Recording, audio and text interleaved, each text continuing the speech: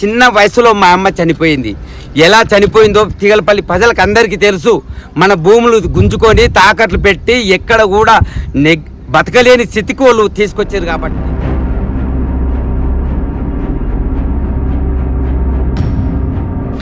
ఇప్పుడు అన్న కొంతమంది లంగలు బీఆర్ఎస్ పార్టీ 10 సంవత్సరాలు అతలు అనుభవించి సిగ్గు లేకుండా మానవత్వం లేకుండా మళ్ళీ యువతలకు వచ్చి కలవడం జరిగింది.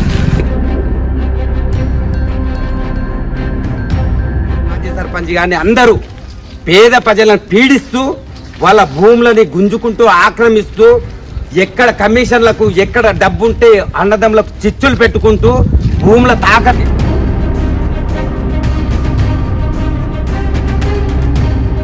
2 లక్షల రూపాయలు రుణమాఫీ చేసినందుకు ఇంతకంటే సంతోషము నాకు ఏముందన్న. ప్రజల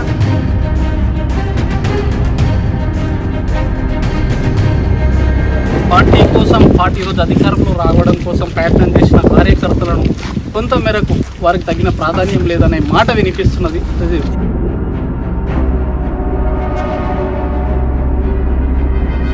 కేంద్రం నుంచి బడ్జెట్ ఎందుకు తేలేరు ఈ 8 మంది ఎంపీలు కానీ చెప్తూ ప్రశ్నించడం జరిగింది. బీజేపీ ఉన్నా ఒకటే ఊడినా ఒకటే. నా కుటుంబాన్ని వదులుకొని 10 సంవత్సరాలుగా పార్టీ కోసం కష్టపడ్డా. నాలాంటి అవకాశం రాకుండా ప్రతివాడు నేను గెలిస్తే గుడి కట్టిస్తా అని చెప్పి దేవుడి మీద రాజకీయాలు చేసిన దుర్భాగ్యం నా తీగలపల్లిలో ఉంది. డబ్బుకు ఆశ పడకండి, పనిచేసే నాయకునికి అధికారం ఇవ్వండి. నాయకుడే ఒకనొక సమయంలో మాట్లాడుతూ కొత్త వాళ్ళని బీఆర్ఎస్ పార్టీలను చేర్చుకునే అవకాశం లేదు మా పార్టీలో, ఫస్ట్ మా కార్యకర్తలకు న్యాయం జరిగిన తర్వాతనే ఆలోచిస్తామంటానన్న. ఇప్పుడు జాయినింగ్స్ ఎందుకు అవుతున్నాయి?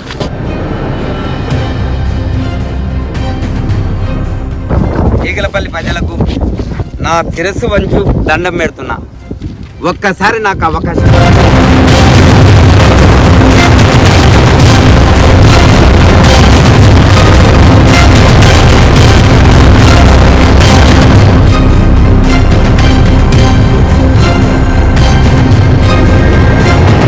ప్రస్తుతం మనం జడ్చర్ల నియోజకవర్గం స్థానికంగా తీగలపల్లి గ్రామ పంచాయతీలో అయితే ఉన్నాం.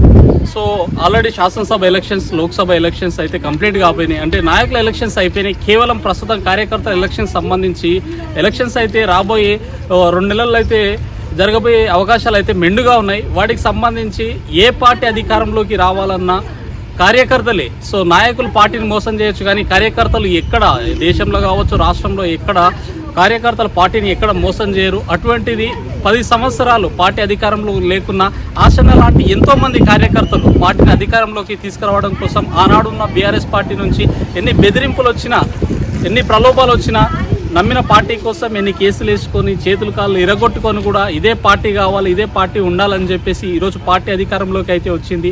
సో మరి ఇలాంటి కార్యకర్తలకు పార్టీలో సో తగిన ప్రయారిటీ ఉందా లేదా ఏంటిది? సో రాబోయే రోజుల్లో మరి తీగలపల్లి గ్రామ పంచాయతీ నుంచి సర్పంచ్గా నిలబడడానికి తగిన కార్యాచరణ అయితే రూపొందించుకున్నాడు. మరి దానికి తగ్గట్టు సో ఎటువంటి ప్రణాళిక ఉంది ఆయన దగ్గర ఏంటిదని చెప్పేసి సో తీగలపల్లి గ్రామ పంచాయతీలోనే ఉన్నాము. సో వారి మాటల్లోనే క్షుణ్ణంగా మనం తెలుసుకునే ప్రయత్నం చేద్దాం. నమస్తే అశోక్. నమస్తే. సో గతంలో మీరు పడ్డ కష్టానికి పార్టీ అధికారంలో ఉంది, మీరు ఫుల్ సంతోషంగా ఉన్నారనుకోవచ్చా? నేను ఫుల్ సంతోషంగా ఉన్నాను. కాంగ్రెస్ పార్టీ అధికారంలోకి వచ్చిన ఎంబడే రైతులకు 2 లక్షల రూపాయలు రుణమాఫీ చేసినందుకు ఇంతకంటే సంతోషము నాకు ఏముందన్న. ప్రజల సంతోషమే నాకు ముఖ్యం. కాంగ్రెస్ పార్టీ అధికారంలోకి వచ్చి 7 నెలల లోపే ఉచిత బస్సు, రైతులకు రుణమాఫీ, 500కే సిలిండర్, ఎన్నో రకాలుగా అభివృద్ధి కార్యక్రమంలో రేవంత్ రెడ్డి ముందరికి కొనసాగిండన్న. ఇంతకంటే అదృష్టం ఇంకా నాకేముండదు. సో ఏదైతే గతంలో అధికార పార్టీ బీఆర్ఎస్ పార్టీ నుంచి కొన్ని కేసులు కూడా మీ పైన పడడం జరిగింది, ఇప్పుడు అవన్నీ పోయినాయా, ఉన్నాయా అన్న? బీఆర్ఎస్ పార్టీ ప్రతిపక్షంలో కాంగ్రెస్ పార్టీ 10 సంవత్సరాలుగా ఉంటే ఎలాంటి బెదిరింపులకు కూడా భయపడకుండా కాంగ్రెస్ పార్టీ నా భుజాన మోసుకుంటూ నాయకుల కోసం నేను దెబ్బలు తినుకుంటూ కాంగ్రెస్ పార్టీ అధికారాలకు రావడమే నా లక్ష్యం అని పనిచేశానన్నా. ఇప్పటికడికైతే కొన్ని కేసులు అలాగనే ఉన్నాయి. రేవంత్ రెడ్డి దృష్టికి కూడా వెళ్ళిపోయింది.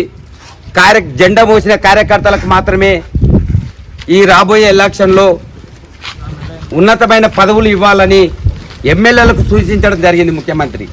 అది జడ్చర్ల నియోజకవర్గంలో మాకు తెలిసినంత వరకు పార్టీ కోసం పార్టీ ఈరోజు అధికారంలో రావడం కోసం ప్రయత్నం చేసిన కార్యకర్తలను కొంత మేరకు వారికి తగిన ప్రాధాన్యం లేదనే మాట వినిపిస్తున్నది. అది వాస్తవమేనా? ఈ వాస్తవం కాదన్న. జానంపల్లి అనిరుద్ రెడ్డి ఎమ్మెల్యే కష్టపడ్డ ప్రతి కార్యకర్తకు అండగా ఉంటాడు. ఇప్పటికైతే ఎమ్మెల్యే అండగానే ఉంటాడు. అండగాతోటే మేము ఈ కార్యక్రమాలు కానీ మేము చేసే సేవలు కానీ సంతోషంగానే ఉన్నాం. సో వారి ఆధ్వర్యంలోని వారి ప్రోత్సాహంతో ముందరికి అవుతున్నాం. సో గతంలో పార్టీ ప్రభుత్వం అధికారంలోకి వచ్చి 8 నెలలు అయితే కంప్లీట్ కావస్తుంది. ఈ కాలంలో రుణమాఫీ గురించి కావచ్చు, మిగతా గ్యారెంటీలు దాదాపు 70% కంప్లీట్ అయితే అయింది. సో వీటన్నిటిని బేస్ చేసుకొని సర్పంచ్ ఎలక్షన్లకు పోతే పార్టీకి మెజారిటీ వచ్చే అవకాశాలు ఉన్నాయా? కంపల్సరీ అన్న. రాష్ట్రంలో కాంగ్రెస్ పార్టీ కంపల్సరీ గ్రామాల్లో సర్పంచ్గా గెలుస్తుంది. ఎందుకంటే కాంగ్రెస్ పార్టీ పేద ప్రజల పార్టీ. ఇప్పుడు ఇందిరమ్మ ఇండ్లు రావాలన్నా, 2500 మహిళలకు రావాలన్నా ప్రతి ఒక్కటి కాంగ్రెస్ పార్టీ యువకుడు కానీ సర్పంచులు కానీ గెలిస్తేనే కదా మనం గ్రామాలలో అభివృద్ధి చేసుకోవడానికి అవకాశం ఉంటుంది. సో ఏదైతే మొన్న జరిగిన లోక్సభ ఎన్నికల్లో కొంచెం బీజేపీ వర్సెస్ కాంగ్రెస్ అనే విధంగా ఉంది. మరి స్థానిక సంస్థల సర్పంచ్ ఎలక్షన్లో బీజేపీ కాంగ్రెస్ పార్టీకి పోటీ ఇవ్వగలుగుతారు? బీజేపీ పార్టీ తెలంగాణ రాష్ట్రంలో 8 మంది ఎంపీలు గెలిచారు కదా అన్న. మళ్ళా కేంద్రం నుంచి బడ్జెట్ ఎందుకు తేలేరు ఈ 8 మంది ఎంపీలు కానీ ప్రశ్నించడం జరిగింది. బీజేపీ ఉన్నా ఒకటే, ఊడినా ఒకటే. 8 మంది ఎంపీలు ఉండి మన తెలంగాణ రాష్ట్రానికి ఎంత బడ్జెట్ తెచ్చిండ్రో ఈ బీజేపీ నాయకులని సన్నాసులని అడుగుతున్నాను నేను. ఇవాళ చెప్పాలి, మీరు చెప్పవలసిన అవసరం ఉంది. ఈ తెలంగాణ రాష్ట్రానికి మీరు ఎంత తెచ్చిండ్రో. సో అంటే బీజేపీలో సర్పంచ్ ఎలక్షన్లో పోటీ కాదు కాంగ్రెస్కు. ఏ పోటీ అది సరిపోరు. తెలంగాణ అభివృద్ధి కోసం, పేద ప్రజల కోసం కాంగ్రెస్ పార్టీ ఉంది కానీ బీజేపీ లేదు. సో మీరు సర్పంచ్గా నిలబడడానికి సంసిద్ధంగా ఉన్నారనుకోవచ్చా? నేను రెడీగా ఉన్నా. జానంపల్లి అనిరుద్ రెడ్డి అండతో ఒక కార్యకర్తగా, నమ్మిన కార్యకర్తగా కాంగ్రెస్ పార్టీకి కోసం ఎన్నో ఇబ్బందులు నా కుటుంబాన్ని వదులుకొని 10 సంవత్సరాలుగా పార్టీ కోసం కష్టపడ్డా. నాలాంటి అవకాశం రాకుంటే ఎలాంటి వాళ్ళకు అవకాశం వస్తుంది? పార్టీలు మారిన వాళ్ళకు అవకాశం వస్తుందా? కష్టపడ్డ వాళ్ళకు అవకాశం వస్తుందా? మీరు చెప్పండి అన్న. సో ఏదైతే మీరు కష్టపడ్డ కష్టానికి ఫలితం రాబోయే రోజుల్లో మీ గ్రామస్తులకు కట్టబెడతారనుకోవచ్చా? ఖచ్చితంగా కట్టబెడతారన్న.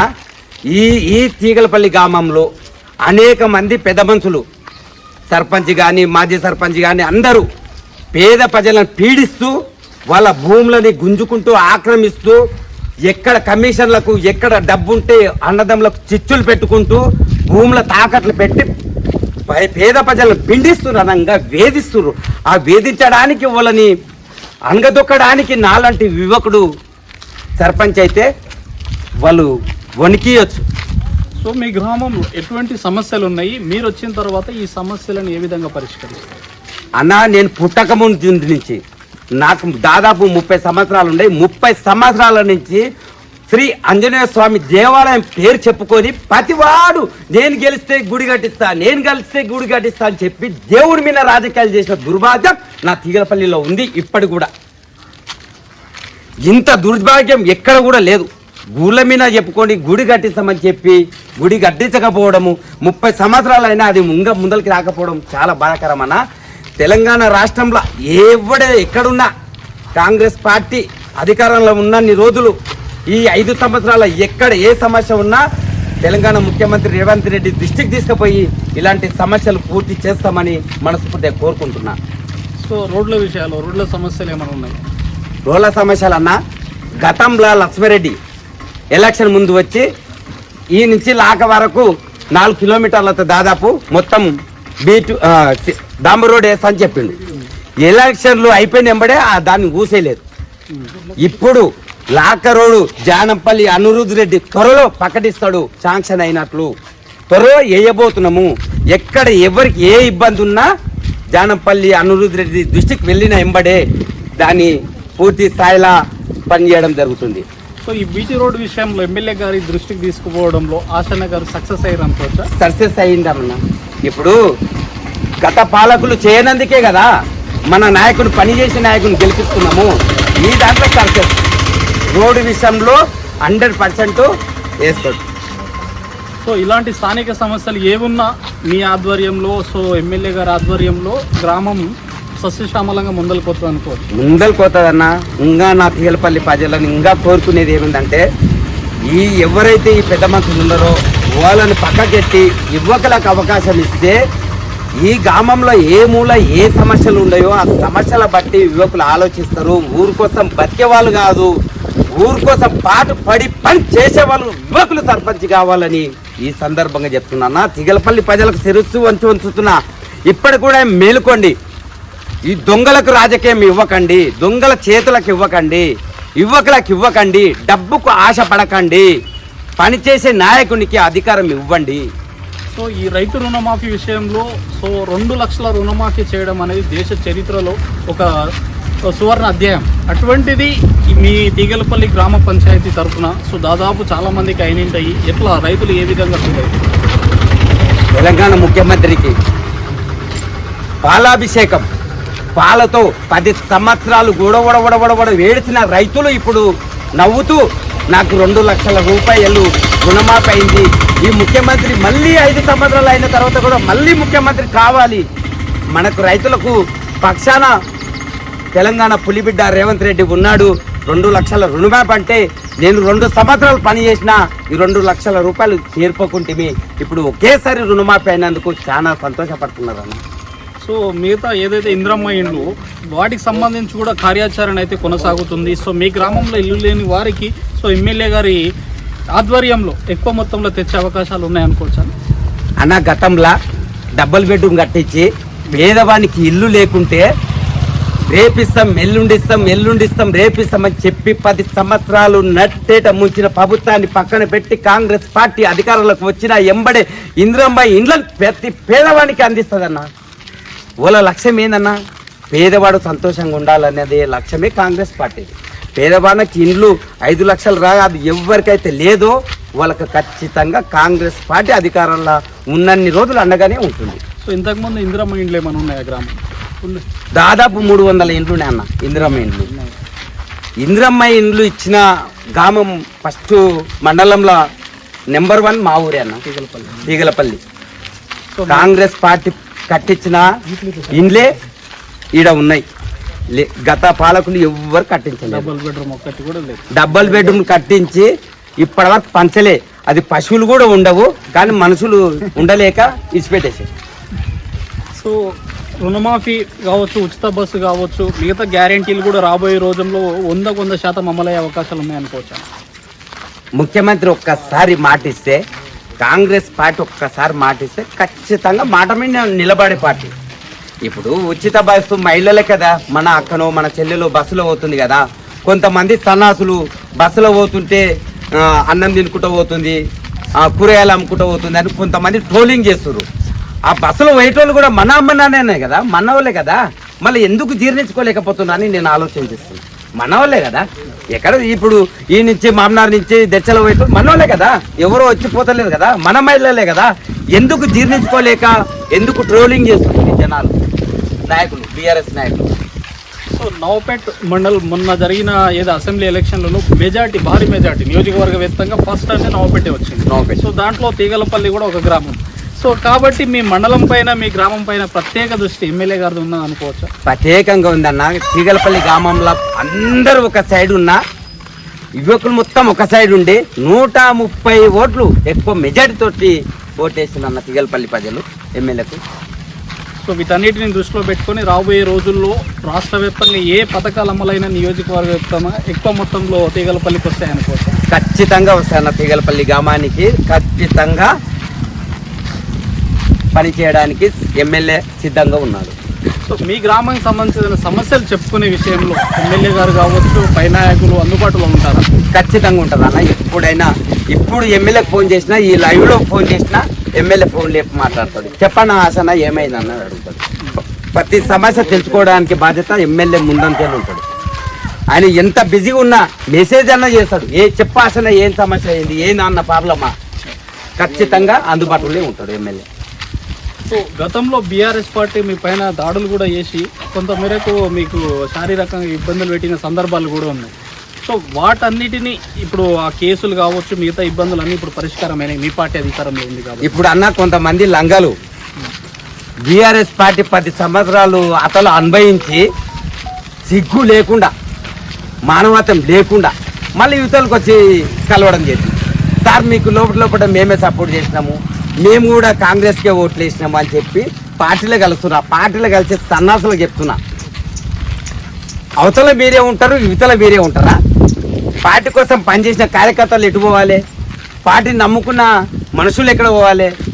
అవతల మీదే పెద్దతనం, ఇతర మీదే పెద్దతనం అంటే అది సిగ్గులేని రాజకీయం చేస్తున్నారు అనేది అర్థమైపోయింది ప్రజలకు. మీ నాయకుడే ఒకానొక సమయంలో మాట్లాడుతూ కొత్త వాళ్ళని బీఆర్ఎస్ పార్టీలను చేర్చుకునే అవకాశం లేదు మా పార్టీలో, ఫస్ట్ మా కార్యకర్తలకు న్యాయం జరిగిన తర్వాతనే ఆలోచిస్తామంటానన్న. ఇప్పుడు జాయినింగ్స్ ఎందుకు అవుతున్నాయి?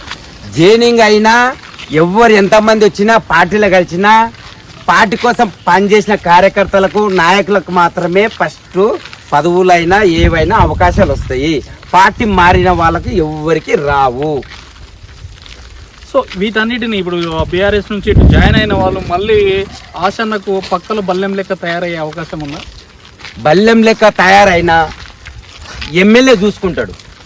ఇప్పుడు వచ్చిన వాళ్ళకే బల్లెం లెక్క తయారయ్యిన ఇప్పుడు నా ఏళ్ళు నా కంటికే కొడుచుకుంటే నొప్పి లేస్తుంది కదా, ఆ విషయం ఎమ్మెల్యే గారికి తెలియదా?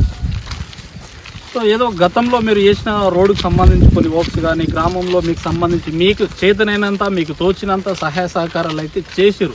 వాటన్నిటిని దృష్టిలో పెట్టుకొని ఇక రాబోయే కాలంలో కూడా వీటిని కొనసాగిస్తారనుకోవచ్చు.